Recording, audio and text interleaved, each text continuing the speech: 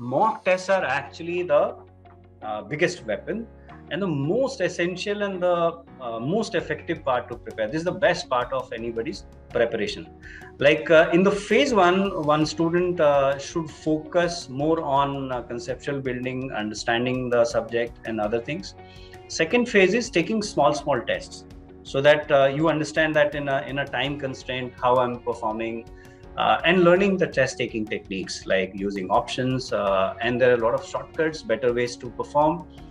Then when it comes to 2-hour full length mock test for CLAT and other important entrance tests, then the very first thing which I would advise is that try to not only create an environment, like it should be first of all, one should feel that one is going to take CLAT, right? Although it is not 100%, it cannot be simulated, but then at least to a 90%, 95% extent it can be.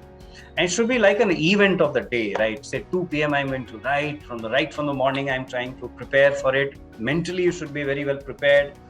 Eat accordingly, like don't take heavy lunch and all that, because even in CLAT, it will be 2 to 4 timing and you can't take heavy lunch. So be prepared. For the more you are trying, exactly simulating the situation, exactly feeling like that, better will be your improvement. Just imagine a sprinter like say Hima Das, she's a sprinter. Now her target is, say for instance 100-meter race, and she's clocking 11.43 seconds she clocked today, and her best has been 11.3. Obviously the next day in morning when she's practicing, she'll try for 11.2 or 11.1, right? So, and otherwise she'll never improve.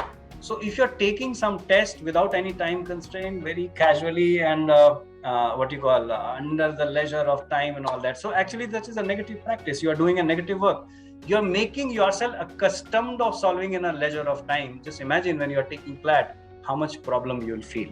It means one has to take out the best at that time. The mock is the only way to improve, and you need to take out that best. You should have that kind of feel. Otherwise, you will never improve. Even if you are giving your 80% or 90%, the problem is that even if you are 100%, there is no surety for Hima Das to get that figure of 11.2 seconds. So it clearly means that here also, because CLAT now, the new pattern, requires a lot of concentration, focus, ability to sit for 2 hours. Maybe if you're not in a practice of sitting for 2 hours, after one and a half hour, you'll feel like leaving it.